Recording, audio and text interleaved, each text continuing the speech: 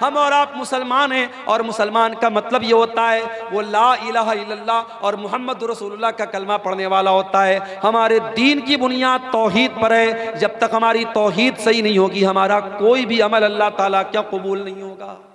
तौहीद जब तक दुरुस्त नहीं है, अल्लाह क्या कोई नेकी हमारी कबूल नहीं होगी। अल्लाह के नबी के आने के पहले मक्का में एक आदमी रहता था जिसका नाम अब्दुल्ला बिन जुदान था। बहुत नेक इंसान था, गरीबों को खाना खिलाया करता था, हाजियों की खिदमत किया करता था, हाजियों को पानी पिलाया करता था। अब्दुल्ला बिन जुदान मर गया। हजरत आयशा ने अल्लाह के नबी से पूछा, आए अल्लाह के नबी, अब्दुल्ला बिन जुदान तो बड़ा नेक इंसान था, इतनी गरीबों की मदद किया करता था, दान पुण्य का काम किया करता था, खैरात किया करता था। आए अल्लाह के नबी, क्या अब्दुल्ला बिन जुदान को उसकी नेकी क़यामत के दिन काम देगी? क्या वो अल्लाह ताला के जन्नत में दाखिल हो जाएगा? क्या वो जहन्नम के अजाब से बच जाएगा?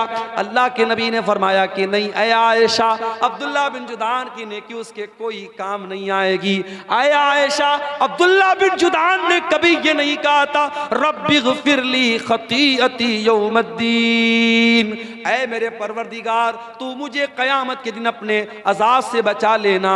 ना वो क़यामत के दिन को मानता था, ना अल्लाह ताला की तौहीद को मानता था। मेरे प्यारे साथियों, जब तक तौहीद हमारे अंदर नहीं होगी, जब तक ईमान हमारा ठीक नहीं होगा, तब तक अल्लाह ताला की हमारी कोई भी नेकी कबूल नहीं होगी। अभी मोबाइल पर फेसबुक ऐसे ही खोला मैंने, एक मौलवी चिल्ला चिल्ला के तकरीर कर रहा था कि खाने काबा गौसे आजम के घर का तवाफ लगाता है। गौसे आजम किसको बोलते हैं? हजरत शेख अब्दुल कादिर जिलानी रहमतुल्लाह अलैह को गौसे आजम बोलते हैं। गौस माने मददगार, आजम माने सबसे बड़ा। गौसे आजम माने सबसे बड़ा मददगार। यानी आज मुसलमान अल्लाह को नहीं, किसी वली को और किसी नेक बंदे को कह रहा है कि वो गौसे आजम है। और मुसलमान का ये अकीदा है कि अल्लाह का घर खाने काबा, जिसका सारी दुनिया के मुसलमान जाकर के तवाफ करते हैं, खाने काबा शेख अब्दुल कादिर जिलानी के घर का तवाफ करता है। मेरे प्यारे साथियों, ये अकीदा मुसलमान रख रहा है और मुसलमान का मौलवी बयान कर रहा है। और यही वो अकीदा था जिसके बारे में मौलाना अल्ताफ हुसैन हाली ने कहा था कि करे गैर गरबुत की पूजा तो काफिर, कवाकिब में माने करिश्मा तो काफिर, झुके आग पर बैर सजदा तो काफिर, जो ठहराए बेटा खुदा का तो काफिर, मगर मोमिनों पर कुशादा है राहें, परस्तिश करें शौक से जिसकी चाहें, नबी को जो चाहें खुदा कर दिखाएं, इमामों का रुतबा नबी से बढ़ाएं, मज़ारों पे जा जा के नजरें चढ़ाएं, शहीदों से जा जा के मांगे दुआएं, न तौहीद में कुछ कमी इससे आए, न इस्लाम बिगड़े न ईमान जाए। आज कहीं मुसलमान मुहर्रम पर ताजिया निकाल रहा है, आज कहीं मुसलमान 12 रबीउल अव्वल को डीजे बजा बजा के जुलूस निकाल रहा है, कहीं पेड़ के ऊपर जाकर के धागा बांध करके अपनी बिगड़ी बना रहा है, कहीं हाजी अली की दरगाह पे जाके अपना सर झुका रहा है, कहीं अजमेर में जाके चादर चढ़ा रहा है। ओ मेरे प्यारे भाइयों, अपने अकीदे की, अपनी तौहीद की हिफाजत करना।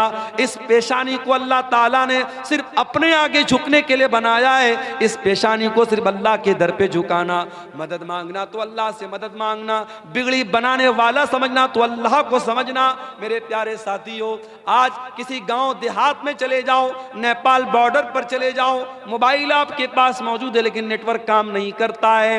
मैं अभी नेपाल के इलाके में, बिल्कुल बॉर्डर के करीब के इलाके में गया, जियो का नेटवर्क मेरे मोबाइल पर नहीं आ रहा था। साथियों ने बताया कि मौलाना एयरटेल का नेटवर्क होगा तो शायद यहाँ काम करेगा, कहीं कहीं वो भी नेटवर्क काम नहीं करता है। दुनिया के बाज इलाके ऐसे हैं वहां आपके नेटवर्क काम नहीं करेंगे, वहां सारे नेटवर्क जाम हो जाएंगे, वहां हुकूमतों ने जैमर लगा दिया है। मेरे प्यारे साथियों, दुनिया के बहुत सारे ऐसे मकामात हैं जहां आपके मोबाइल का नेटवर्क काम नहीं करेगा, मगर मेरे अल्लाह का नेटवर्क तो हर जगह काम करता है। अल्लाह कुरान में कहता है, अम्मन युजीबुल मुज़्तर्र इज़ा दआहु व यक्शिफुस सू, ऐ मेरे बंदो, मेरे आगे तुम हाथ फैलाओ, मुझसे मांगो, मेरे सामने अपने हाथों को फैलाओ, मैं जरूर तुम्हारी दुआओं को सुनूंगा।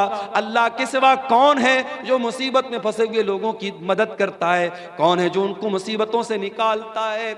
हजरत यूनुस अलैहिस्सलाम को देखो, वो मछली के पेट में पहुंचे जहां दुनिया का कोई नेटवर्क नहीं पहुंच सकता, मछली के पेट में पहुंचे जहां तीन अंधेरे हैं, समंदर के पानी का भी अंधेरा है, मछली के पेट का भी अंधेरा है और रात का भी अंधेरा है।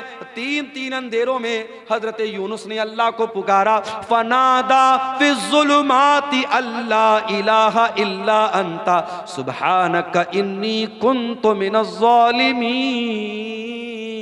हजरत यूनुस अलैहिस्सलाम ने मछली के पेट में अल्लाह को पुकारा, कहा अल्लाह तेरे सिवा मेरा कोई माबूद नहीं है, कोई मुश्किल कुशा नहीं है। ऐ अल्लाह, इस मछली के पेट में अगर मेरी फरियाद को सुन सकता है तो तू सुन सकता है।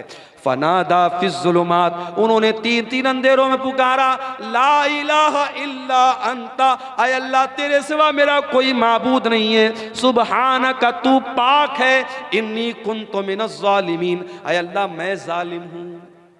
कुरान कहता है फस्तजबना लहू व नज्जयनाहु मिनल गम्मी, हमने यूनुस की दुआ को सुन लिया और हमने यूनुस को गम से निकाल दिया। और ए मोमिनो, अगर तुम भी अल्लाह से इसी इखलास के साथ, इसी तौहीद के साथ दुआ करोगे, व कज़ालिका नुंजिल मुमिनीन, हम तुम्हारी दुआ को भी सुनेंगे। मेरे प्यारे साथियों, इखलास अपने अंदर पैदा करो, तौहीद अपने अंदर पैदा करो। आज मुसलमान इस तौहीद से दूर है। आज बुजुर्गों की कब्रों पर मुसलमान सर झुका रहा है। आज मज़ारों और कब्रों पर औरतें जा करके अपने ईमान और अपनी इस्मत का सौदा कर रही हैं। वो मेरी प्यारी माँ बहनों, हमेशा अपनी तौहीद की हिफाजत करना, मर जाना, कट जाना, जल जाना, अपनी तौहीद से कभी कोई समझौता न करना, अल्लाह के सिवा किसी और के आगे कभी हाथ न फैलाना, अल्लाह के सिवा किसी और की बड़ाई कभी न बयान करना, अपने ईमान और तौहीद पर कायम रहना। इसके बगैर आप समाज की इस्लाह नहीं कर सकते। और आगे बढ़िए, समाज की इस्लाह करना है, हमें और आपको एक काम और भी करना पड़ेगा। मुसलमान नौजवान आज पैसा कमाने की अंधी दौड़ में भाग रहा है। कोई जुआ के जरिए पैसा कमा रहा है, कोई सट्टेबाजी के जरिए पैसा कमा रहा है, कोई ब्याज के जरिए पैसा कमा रहा है। इसी बिहार के बाज़ इलाकों में मुझे लोगों ने बताया कि जिन मुसलमानों के पास ढेर सारा पैसा है, वो अपने ही मुसलमान भाई को ब्याज पर कर्जा दे रहे हैं। ऐ मुसलमान, तुझे मालूम नहीं कि तेरी शरीयत में इस ब्याज को कितना बड़ा गुनाह करार दिया गया है। अल्लाह के नबी ने फरमाया कि सूद के ब्याज के 70 से ज्यादा दरवाजे हैं, जिसमें सबसे हल्का दरवाजा यह है, सबसे हल्का दर्जा यह है, अय्यन की हर रजुल उम्महु, कि इंसान अपनी सगी माँ के साथ जिना करे। अपनी सगी माँ के साथ जिना करना जितना बड़ा पाप है, जितना बड़ा गुनाह है, उससे भी बड़ा गुनाह ब्याज की रकम खाना है। इस्लाम में ब्याज के लिए कोई जगह नहीं है और आज मुसलमान ब्याज खा रहा है। कोई बैंक से मिलने वाला इंटरेस्ट खा रहा है, कोई एफडी करा के खा रहा है, कोई अपने ही मुसलमान भाई को ब्याज पर कर्जा देके ब्याज खा रहा है। मेरे प्यारे साथियों, ये ब्याज की रकम तेरे घर में आएगी, तेरी नेकियों को बर्बाद कर देगी, तेरे घर के चैन को बर्बाद कर देगी, तेरे सुकून को बर्बाद कर देगी। अल्लाह के नबी फरमाते हैं, ओ लोगो कान खोल करके सुन लो, जिस जिस्म की परवरिश हराम कमाई से हो जाए, फन्नारु औला बिही, वो जिस्म जहन्नम की आग में डाला जाएगा। अल्लाह के नबी फरमाते हैं, इन्नल्लाह तय्यिबुन ला यक़बलु इल्ला तय्यिबा, अल्लाह पाक है और पाक चीज़ों को कबूल करता है, अल्लाह नापाक चीज़ों को कबूल नहीं करता है। फिर अल्लाह के नबी फरमाते हैं, ओ लोगो, अल्लाह कुरान में ईमान वालों को भी यही हुक्म देता है, या अय्युहल्लज़ीना आमनू कुलू मिम्मा फिल अर्ज़ि हलालन तय्यिबा, ऐ ईमान वालो, ज़मीन के अंदर जो हलाल चीज़ें वो खाया करो। और अल्लाह अपने रसूलों से कहता है, या अय्युहर रसूलु कुलू मिनत तय्यिबाति वअमलू सालिहा, ऐ मेरे पैगंबरो, ऐ मेरे रसूलो, पाक चीज़ों को खाया करो, हलाल चीज़ों को खाया करो। रसूलों को भी अल्लाह ने हलाल खाने का हुक्म दिया और ईमान वालों को भी अल्लाह ने हलाल खाने का हुक्म दिया। और आगे अल्लाह के नबी फरमाते, एक आदमी बहुत लंबा सफर करके आता है, उसके बाल मैले कुचैले हो जाते हैं, उसके कपड़े गंदे हो जाते हैं, और वो हाथों को उठा उठा के दुआ करता है और कहता है कि ऐ मेरे रब, ऐ मेरे रब। लेकिन उसका खाना हराम कमाई का, उसका पानी हराम कमाई का, उसका लिबास हराम कमाई का, उसकी परवरिश हराम कमाई की। फअन्ना युस्तजाबु लिज़ालिक, अल्लाह के नबी फरमाते हैं उस इंसान की दुआ कहां से कबूल होगी। ओ मेरे प्यारे साथियों, आज हर जलसे में दुआ हो रही है, हर प्रोग्राम में दुआ हो रही है, फिर भी जालिम के जुल्म नहीं रुक रहा है, फिर भी हमारी जानो माल पर हमले हो रहे हैं, हमारी मस्जिदों पर हमले हो रहे हैं। कहीं ऐसा तो नहीं कि हमारी हराम खोरी की वजह से हमारी दुआएं कबूल नहीं हो रही हैं। ओ लोगों, अपनी कमाइयों को हलाल कर लो, जब तक कमाई हलाल ना होगी तब तक अल्लाह ताला दुआओं को कबूल नहीं करेगा। सूद खा रहा है मुसलमान, ब्याज खा रहा है मुसलमान। हमारे कितने नौजवान हैं जो ऑनलाइन जुआ खेल रहे हैं, सट्टेबाजी कर रहे हैं, कोई क्रिकेट के मैच पर सट्टा लगा रहा है, कोई एविएटर गेम में पैसे लगा रहा है, कोई शेयर मार्केट में जो हराम शक्लें हैं उनमें पैसा लगा के पैसा कमाना चाहता है। वो लोगों, हलाल तरीके से करोड़ों कमा लो, हराम तरीके से 10 रुपया भी ना कमाना। हराम कमाई आपकी नेकियों को बर्बाद कर देगी। और आगे बढ़िए, समाज की इस्लाह अगर करनी है, अपनी औरतों की भी इस्लाह करना बहुत जरूरी है। ओ मेरी प्यारी माओ बहनों, जिस इस्लाम के अंदर आपको ये हुक्म दिया गया, वह करना फी बुयूतिकुन्ना, ऐ औरतों तुम अपने घर में इज्जत के साथ रहा करो, वला तबर्रजना तबर्रुजल जाहिलियतिल ऊला, और जब तुम घर से निकला करो तो बन संवर करके न निकला करो। ओ मेरी प्यारी माँ बहनों, आप नमाज पढ़ने के लिए घर से निकलें, आप जुमा की नमाज पढ़ने के लिए घर से निकलें, आप तरावी की नमाज पढ़ने के लिए घर से निकलें। अल्लाह के नबी फरमाते हैं अगर कोई औरत घर से नमाज पढ़ने के लिए निकली है और ऐसी खुशबू लगा करके निकली है कि वो खुशबू गैर मर्दों तक पहुंच रही है, अल्लाह के नबी फरमाते हैं कि जब तक वो औरत वापस जा करके वो वाला गुस्ल न करे जो नापाकी की हालत में किया जाता है, जो जनाबत की हालत में किया जाता है, यानी मुकम्मल गुस्ल न कर ले, तब तक उस औरत की नमाज अल्लाह ताला कबूल नहीं करेगा। मेरी प्यारी माँ बहनों, जो इस्लाम आपको नमाज पढ़ने के लिए खुशबू लगा कर आने की इजाजत नहीं देता, वो किसी मेले ठेले में जाने के लिए, किसी बाजार में जाने के लिए, किसी जगह घूमने फिरने के लिए अपने आप को सजा संवार करके। और आज जब से कोरोना का दौर आया, हमने इसी कटिहार और सीमांचल और अररिया के इलाके में देखा कि पहले जो लड़कियां पूरा नकाब लगाया करती थी, जो पहले लड़कियां पूरा हिजाब लगाया करती थी, अब हिजाब को तो छोड़ दिया गया, अब बहुत करती हैं तो क्या करती हैं, कपड़ा तो वही नॉर्मल पहने हुए हैं, वही नॉर्मल कपड़ा पहने हुए हैं, बस चेहरे के ऊपर एक मास्क लगा लिया और मास्क को समझ लिया कि ये पर्दे का अल्टरनेट हो गया। मेरी प्यारी माँ बहनों, ये मास्क लगा करके आपने अपने पर्दे का जनाजा तो खुद निकाल दिया है। ओ मेरी प्यारी बहनों, अपनी खूबसूरती को दुनिया के सामने नुमाया न करो, तुम्हें अल्लाह ताला ने पर्दे में रहने का हुक्म दिया है। अल्लाह कहता है ऐ नबी अपनी बेटियों से कह दो, ऐ नबी अपनी बीवियों से कह दो, ऐ नबी तमाम मुसलमान औरतों से कह दो कि जब वो अपने घर से निकला करें, युदनीना अलैहिन्ना मिन जलाबीबिहिन्ना, वो अपने ऊपर चादर डाल लिया करें, वो अपने ऊपर पल्लू डाल लिया करें, वो अपने ऊपर नकाब डाल लिया करें। ज़ालिका अदना अन युरफ़ना फला युज़ैन, ये ज्यादा बेहतर है कि उससे उनको पहचान लिया जाएगा। अच्छा, आज क्या होता है, मदरसे में पढ़ने वाली लड़की है तो वो नकाब में रहेगी, स्कूल में पढ़ने वाली लड़की है तो वो क्या करेगी, मास्क लगा के घूमेगी या मास्क भी नहीं लगाएगी।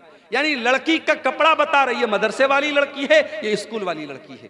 मेरी प्यारी माँ और बहनों, आपकी बेटी कॉलेज में पढ़े, इस्लाम को कोई आपत्ति नहीं है, आपकी लड़की स्कूल में पढ़े, इस्लाम को कोई एतराज नहीं है, आपकी लड़की डॉक्टर बने, अल्लाह और उसके रसूल ने मना न किया है। मगर मेरी प्यारी बहनों, आप कहीं भी जाओ अपनी पहचान को न मिटाना। और मैं ऐसी भी अपनी बहनों को जानता हूं, कॉलेज वो जा रही हैं, सर से पैर तक नकाब में जा रही हैं, अपनी क्लास में अपने टीचर के सामने भी वो नकाब में रहती हैं। मैं ऐसी मुसलमान लड़कियों को भी जानता हूं, उनके कॉलेज में जब डिग्री दी गई, जब गोल्ड मेडल दिया गया और गोल्ड मेडल देने के टाइम उनसे कहा गया कि जब तक आप अपने चेहरे का नकाब नहीं उतारेंगी हम आपको गोल्ड मेडल नहीं देंगे। उस मुसलमान लड़की लड़की ने गोल्ड मेडल लेने से इनकार कर दिया, उस लड़की ने डिग्री लेने से इनकार कर दिया, मगर अपने चेहरे को दुनिया के सामने नकाब को खोलना गवारा न किया। ओ मेरी प्यारी बहनों, ऐसी दीनदार बहनों की आज जरूरत है। एक बात बोलूं, सोशल मीडिया पर नकाब का बहुत मजाक उड़ाया जाता है।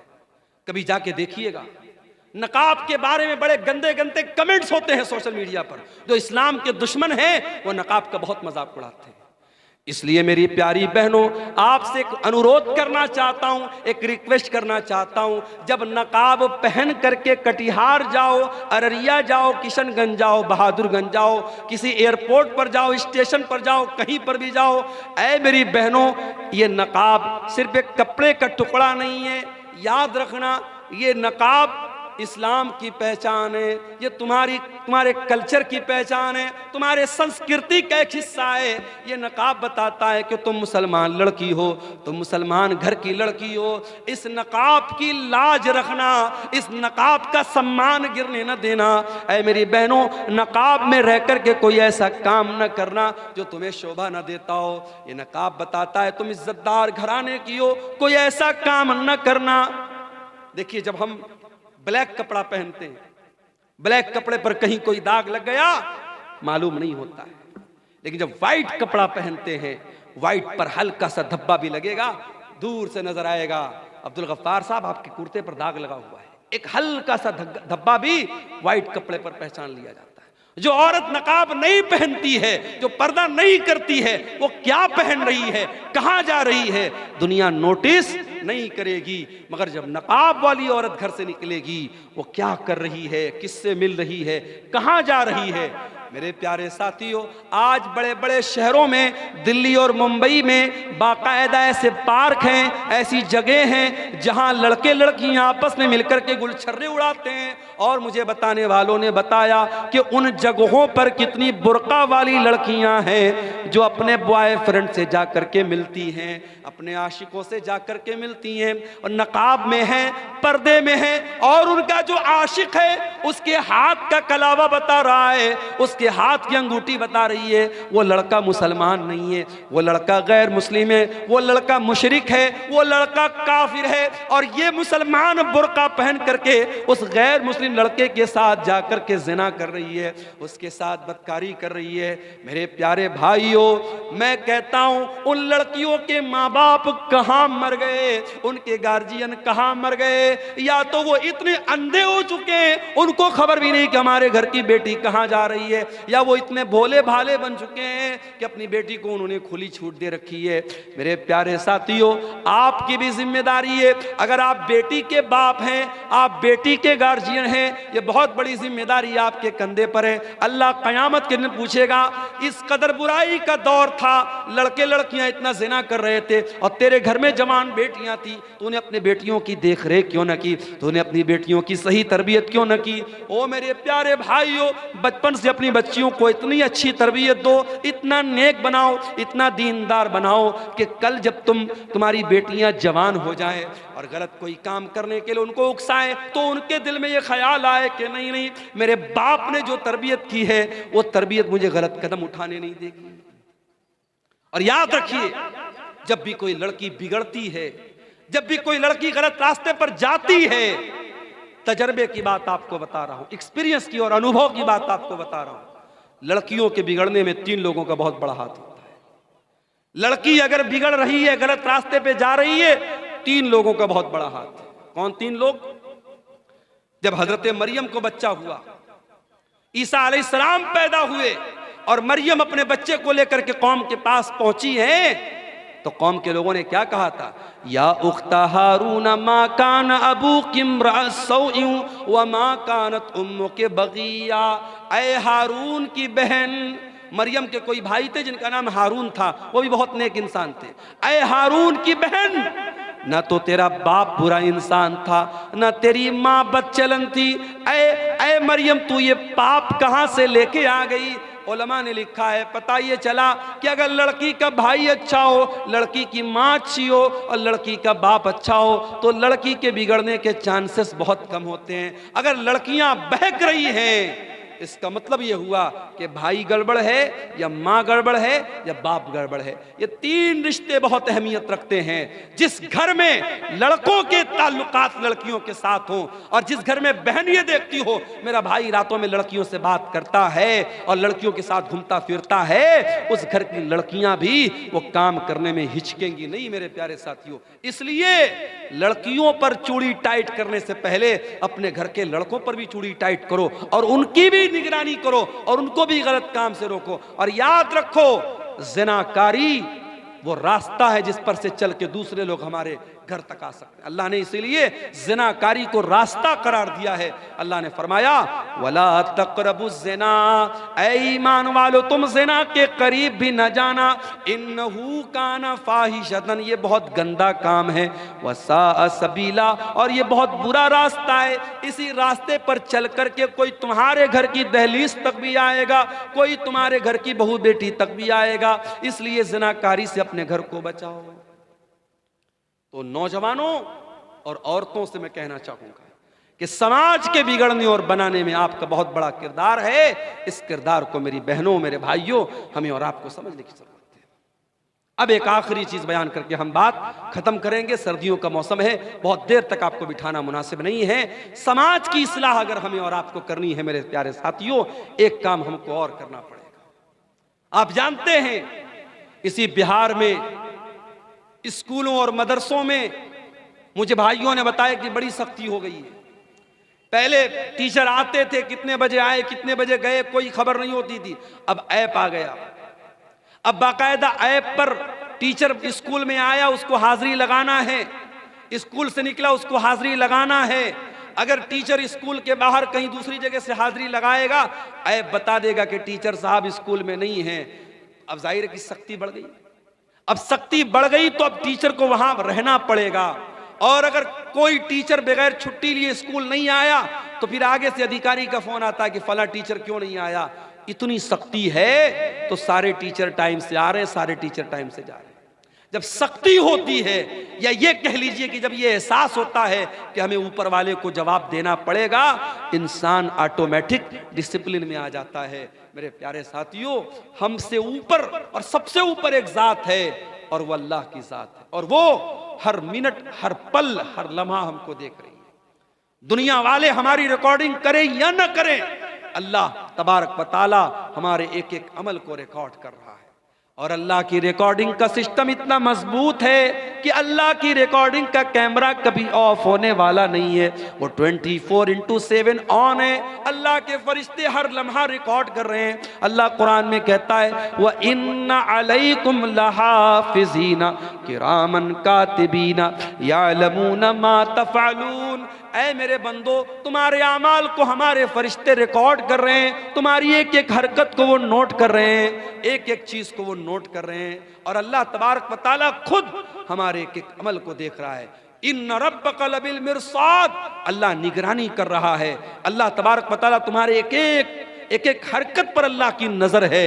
और जब तुम रास्ता चलते हो, जब तुम रास्ते में जाते हो, तुम्हारी आंखें कहाँ जा रही हैं, तुम क्या देख रहे हो, क्या बोल रहे हो, अल्लाह ताला तुम्हारी आंखों के इशारे को भी जानता है। यालमु खाइनतल आयुनि व मा तुख्फिस सुदूर, अल्लाह ताला तुम्हारी आंखों की चोरी को भी जानता है और तुम्हारे दिल में क्या छुपा अल्लाह वो भी जानता है।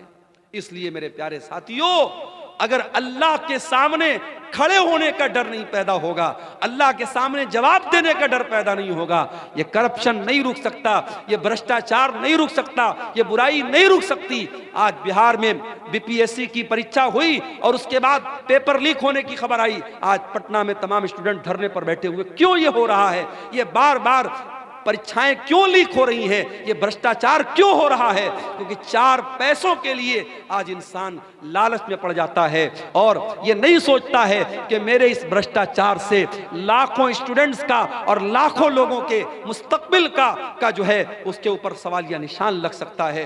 मेरे प्यारे साथियों, अगर भ्रष्टाचार को रोकना है, अगर करप्शन को रोकना है, अगर चोरी को रोकना है, अगर गुंडागर्दी को रोकना है, अगर हरामखोरी को रोकना है, तो हमें और आपको अपने दिल में आखिरत का डर और अल्लाह के सामने जवाबदेही का डर हमें अपने अंदर पैदा करने की जरूरत है।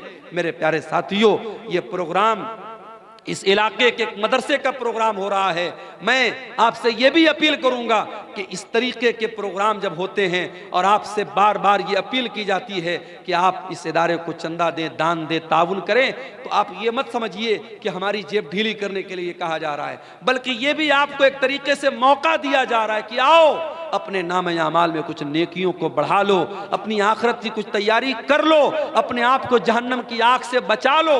अल्लाह के नबी फरमाते हैं इत्तकुन्नार वलो बिशिक्कि तमरा, जहन्नम की आग से अपने आप को बचाओ, अल्लाह की राह में एक खजूर का टुकड़ा देकर के भी अगर तुम जहन्नम की आग से अपने आप को बचा सकते हो तो बचा लो। मेरे प्यारे साथियों, इस तरीके के प्रोग्राम जहां इदारों के ताउन के लिए आपको बुलाया जाए, आप इसको एक फॉर्मेलिटी का हिस्सा ना समझें, एक औपचारिकता ना समझें, बल्कि आप ये समझें कि हमारी आखिरत को बनाने के लिए ये प्रोग्राम किया जा रहा है। और मेरे प्यारे साथियों, आखिर में मैं यही कहूँगा कि हम सब जब तक अपने अंदर आखिरत का डर पैदा नहीं करेंगे, अल्लाह के सामने जवाबदेही का एहसास हम पैदा नहीं करेंगे, हालात नहीं बदल सकते हैं, समाज नहीं सुधर सकता है। अल्लाह ताला हम सबको इसकी तौफीक अता फरमाए। ये एक दो सवालात आए हैं, इनका जवाब दे के हम बात खत्म करते हैं। कब्रिस्तान की जमीन में जनाजे की नमाज होगी या नहीं? अगर वो जगह कब्रिस्तान के लिए खास है, अगर वो जगह कब्रिस्तान के लिए खास है, लेकिन जहां पे आप नमाज पढ़ रहे वहां पे कोई कब्र नहीं है, तब तो नमाज हो जाएगी। लेकिन अगर जहां पे आप जनाजे की नमाज पढ़ रहे वहां पर कब्रें हैं, कब्रों के बीच में आप जनाजे की नमाज पढ़ रहे या कब्र के ऊपर खड़े होकर पढ़ रहे हैं, तो ये फिर मुनासिब नहीं है, इसलिए कि कब्र के ऊपर खड़े होकर के नमाज पढ़ने से या कब्रिस्तान पर नमाज पढ़ने से अल्लाह के रसूल सल्लल्लाहु अलैहि वसल्लम ने मना किया है। अल्लाह के नबी मर्द और औरत की जनाजे की नमाज अलग अलग जगह पढ़ाते थे या नहीं? ऐसी कोई दलील नहीं है, ऐसी कोई दलील नहीं है कि मर्द के जनाजे की नमाज अलग जगह पढ़ाते थे, औरत के जनाजे की नमाज अलग जगह पढ़ाते थे। हाँ, जब जनाजा आता था, अगर मर्द का जनाजा होता था तो अल्लाह के नबी सर के पास खड़े होते थे, अगर औरत का जनाजा होता था तो बीच में उसकी कमर के पास खड़े होते थे। मर्द और औरत के जनाजे में नबी के खड़े होने का तरीका अलग था, लेकिन जनाजा की नमाज पढ़ाने की जो जगह थी वो एक ही थी, अलग अलग होने की मेरे इल्म में कोई दलील नहीं है। दूसरों की जमीन में नमाज पढ़ना बिना पूछे कैसा है? देखिए, अगर आप किसी के मकान में आपने नमाज पढ़ लिया तो नमाज तो कबूल हो जाएगी, लेकिन यह होता है कि अगर किसी के घर में आप नमाज पढ़ रहे हैं तो उसकी इजाजत होनी चाहिए। लेकिन अगर ये मालूम है कि भाई वो इजाजत नहीं देगा तो नहीं पढ़ना चाहिए, लेकिन अगर आप पढ़ लें तो नमाज हो जाएगी। हाँ, किसी की जमीन पर नाजायज कब्जा करके अगर आप उसमें नमाज पढ़ें तो उसके बारे में उलमा का इख्तलाफ है कि अगर बेईमानी की ज़मीन है, नाजायज़ कब्ज़ा करके कोई ज़मीन हमने एक्वायर की है, उस पर हम नमाज पढ़ते हैं तो नमाज होगी कि नहीं? तो बहुत सारे उलमा का कहना है कि नमाज तो हो जाएगी मगर गुनाह हो, इंसान गुनहगार होगा क्योंकि वो ज़मीन नाजायज़ है। और बहुत सारे उलमा का कहना है कि नमाज नहीं होगी। तो वो एक इख्तलाफी मसला है, लेकिन बहरहाल किसी दूसरे की ज़मीन पर आप बगैर पूछे भी नमाज पढ़ सकते हैं, लेकिन पूछ के पढ़ा जाए तो ज़्यादा बेहतर है। किस्तों पर कुछ भी खरीदना कैसा है? बहुत अहम सवाल है। आज के ज़माने में किस्तों पर बहुत सारी चीज़ें खरीदी जा रही हैं। एक सामान 10,000 रुपये का है, मान लीजिए कि मोबाइल 10,000 रुपये का है, आपने किस्त पर खरीदा, मोबाइल वाले ने कहा कि हम ये 12,000 का आपको देंगे। अब 2,000 रुपया वो ज़्यादा ले रहा है और वो साफ बता रहा है कि आप कैश लेंगे तो हम 10,000 का देंगे और किस्तों में लेंगे, उधार लेंगे तो 12,000 का देंगे। तो ये जायज़ है, इसमें कोई हरज की बात नहीं है। लेकिन आज हमारे यहाँ जितने भी किस्तों पर सामान लिया और दिया जाता है, ये बैंक के थ्रू लिया जाता है। दुकानदार आपको नहीं देता है, वो बजाज फाइनेंस के जरिए, HDFC के जरिए या किसी बैंक के जरिए लोन पास करता है और वो बैंक से पूरा पैसा ले लेता है। बैंक आपको कर्जा दे रहा है और जब बैंक आपको कर्जा दे रहा है तो बैंक से आपने सामान नहीं खरीदा है, बैंक से आपने कर्जा लिया है। और कर्जे में आप जब बैंक को प्रॉफिट दे रहे हैं तो बात याद रखिए कि कर्जे पर प्रॉफिट लेना भी हराम है और प्रॉफिट देना भी हराम है। इसको बहुत साफ तरीके से समझ लीजिए। सामान में उधार की और नगद की कीमत अलग हो सकती है, लेकिन आप किसी से कर्जा लेंगे तो उसमें अगर कम ज्यादा रहेगा तो वो गुनाह का काम है। और आज जितनी भी फाइनेंस की स्कीम है सब बैंक के थ्रू होती है और वो दुकानदार बैंक से पूरा पैसा लेता है और बैंक आपको उधार दे रहा है, तो इसलिए ये शक्ल सही नहीं है, ये जायज़ नहीं है। दूसरी बात ये कि बास इंटरेस्ट कहते हैं 0% इंटरेस्ट, कहते हैं साहब जितने का सामान उतना ही पैसा आपको देना है, एक्स्ट्रा नहीं देना है, मगर उसमें कुछ ढके छुपे कुछ खर्चे रहते हैं। जैसे प्रोसेसिंग चार्ज रहता है, 10,000 का आप मोबाइल लेंगे, 1,000 रुपया प्रोसेसिंग चार्ज लगेगा। उसके बाद अगर आपने महीने की पहली तारीख को EMI पे नहीं की, एक दिन गुजर गया फौरन 100 रुपया पेनाल्टी लग जाएगी, 10 दिन गुजर गया 1,000 रुपया पेनाल्टी लग जाएगी। तो ये जो पेनाल्टी लग रही है ये भी सूद की एक शक्ल है, जायज़ नहीं है। इसलिए हमारे यहाँ जो फाइनेंस का जो सिस्टम है ये बहुत ही खतरनाक है शरीयत के एतबार से, और इसमें सूद की शक्ल मौजूद है। हमें और आपको इसको अवॉइड ही करना चाहिए, इससे परहेज ही करना चाहिए। ये बिल्कुल भी मुनासिब नहीं है, क्योंकि सूद का लेना भी हराम है और सूद का देना भी हराम है। औरत को नौकरी करना चाहिए या नहीं, सरकारी हो या गैर सरकारी? औरत नौकरी कर सकती है, शर्त यह है कि वो पर्दे में रह के नौकरी करे और उसकी नौकरी में गैर मर्दों के साथ इंटरेक्शन उसका ना हो। अगर उसको गैर मर्दों के सामने जाके खड़े होना पड़ रहा है, उनके साथ तन्हाई इख्तियार करना पड़ रहा है, गैर मर्दों के साथ अकेले में मिलना पड़ रहा है, तो फिर ऐसी नौकरी औरत को नहीं करना चाहिए। इसलिए कि जब कोई औरत किसी गैर मर्द के साथ तन्हाई में मिलेगी तो अल्लाह के नबी फरमाते तीसरा वहाँ शैतान होगा और वो शैतान अपना काम करेगा। आज बहुत सारे ऑफिसेज में औरतें काम करती हैं सेक्रेटरी के तौर पे और बॉस की नौकरी करती हैं, और उसके बाद बहुत सारे उनके साथ मामलात पेश आते हैं। तो शरीयत में अगर पर्दे के साथ और इज्जत और शराफत के साथ अगर कोई नौकरी औरत को मिल रही है तो वो कर सकती है। लेकिन ये भी याद रखिए कि नौकरी करना ये औरत का काम नहीं है, औरत की ड्यूटी नहीं है। कमा करके लाना मर्द की ड्यूटी है। अगर मर्द की कमाई से घर चल रहा है, सुकून की रोजी आ रही है, तो उसी पर इक्तफा किया जाए, बिला वजह औरत से नौकरी न करा जाए। लेकिन अगर इज्जत के साथ और पर्दे के साथ औरत नौकरी करना चाहे तो कर सकती है, कोई हरज की बात नहीं है। ठेके पर जमीन लेना और सालाना कुछ क्या लिखा है कटौती करना, क्या मतलब है? ठेके पर जमीन लेने का क्या मतलब है?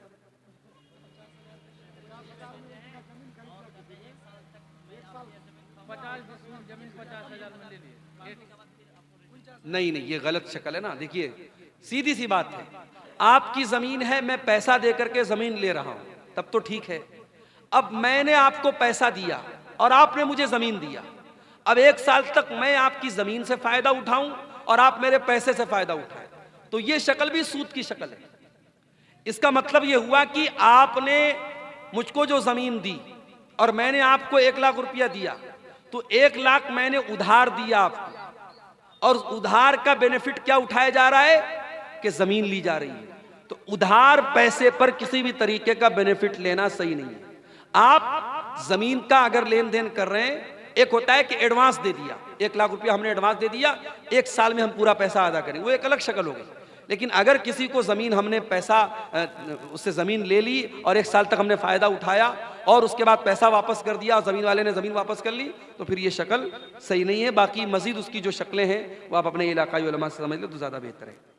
पति पत्नी आपस में मुलाकात के दौरान किसी प्रकार के, जो बहुत मशहूर चीज़ है हमारे यहाँ, मैं नाम नहीं पढ़ रहा हूँ उसका सवालात का क्योंकि बच्चे वगैरह भी बैठे हैं, मियाँ बीवी की मुलाकात के पहले हमल को रोकने के लिए जो तरीक़े इस्तेमाल होते हैं, 2-3 शक्लें हमारे यहाँ ज़्यादा राइज हैं। जैसे वो ख़वातीन गोली वगैरह लेती हैं या मर्द हजरात कुछ चीज़ों को इस्तेमाल करते हैं। तो सवाल पूछा गया कि उसको इस्तेमाल करना कैसा है। तो देखिए, अब जाहिर है कि अल्लाह के रसूल के दौर में या सहाबा के दौर में तो ये चीज़ें नहीं थी, लेकिन उस दौर में भी प्रेगनेंसी ना हो, हमल ना हो, उसके लिए कुछ तरीक़े अपनाए जाते थे। एक तरीक़ा था अज़्ल का तरीक़ा। तो अज़्ल का जो तरीक़ा था उसमें यह था कि मर्द जो होता था वो यानी ये नौबत ही ना पैदा हो कि प्रेगनेंसी का कोई मामला पेश आए, वो ऐसा तरीक़ा अपनाता था। तो अल्लाह के नबी सल्लल्लाहु अलैहि वसल्लम ने उसको हराम करार, आपने कहा बचो तो बेहतर है, लेकिन आपने हराम करार नहीं दिया। तो इसीलिए उलमा का ये कहना है कि अगर इस तरीके की एहतियाती तदाबीर अगर इस्तेमाल की जाए, और वो भी इस वजह से कि भी बच्चा छोटा है, अगला बच्चा अगर पैदा होगा तो इस बच्चे के दूध वगैरह पीने पर या इसकी परवरिश पर मसला आएगा। तो इस सोच के साथ अगर वो उन चीज़ों को इस्तेमाल करता है तो उसकी गुंजाइश बनती है। लेकिन हाँ, सिर्फ इस डर से कि पैदा हो जाएगा तो हम कहाँ से खिलाएंगे, या कोई ऐसा तरीका अपनाना कि परमानेंट हमल ना हो, या नसबंदी करा लेना, या इस तरीके का कोई ऑपरेशन करा लेना कि आइंदा औलाद ना हो बिना किसी मजबूरी के, तो ये ठीक नहीं है, ये मुनासिब नहीं है। या इसी तरीके से अगर हमल ठहर गया, हमल के ठहरने के बाद कोई दवा खिला करके हमल को ज़ाय करना, ये सारी शक्लें हराम हैं। इन सब से हमें परहेज करना चाहिए और बचना चाहिए। जब उलमा जहेज लेते हैं तो आम आदमी को क्यों मना करते हैं? बहुत अच्छा सवाल है।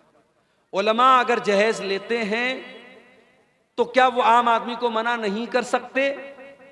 अगर आलिम का काम तकरीर करना है, बयान करना है, और जब वो शादी का मसला बयान करेगा तो क्या इस वजह से कि उसने कभी जहेज लिया था, क्या वो इसको जायज करार दे दे? नहीं।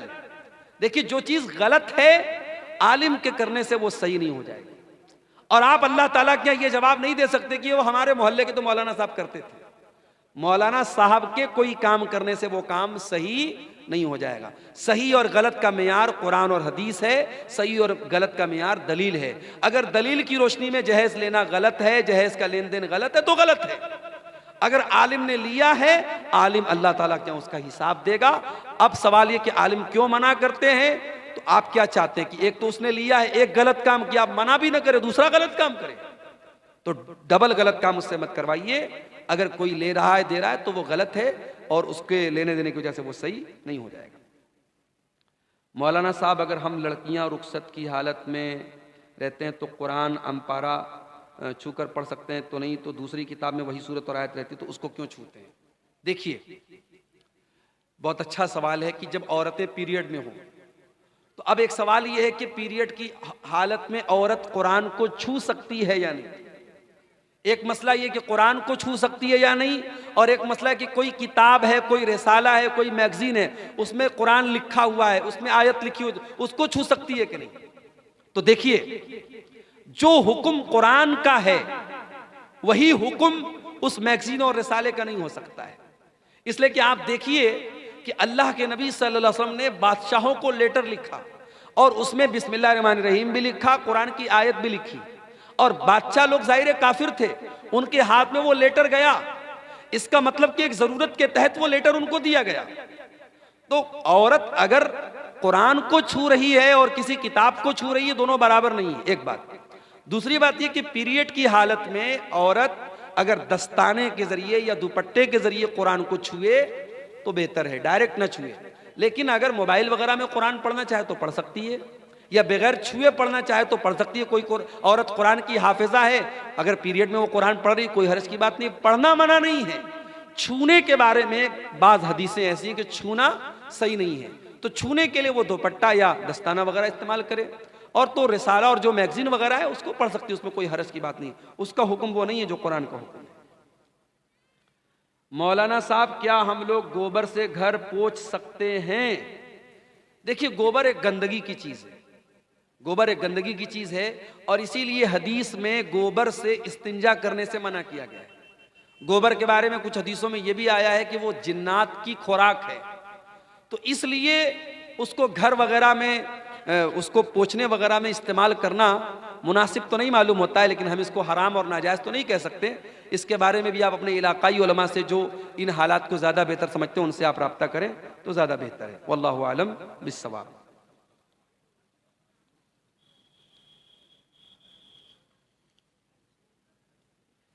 ये किसी भाई ने 2000 रुपये का चंदा पेश किया है मदरसे के लिए, अल्लाह ताला उसके इस चंदे को कबूल फरमाए।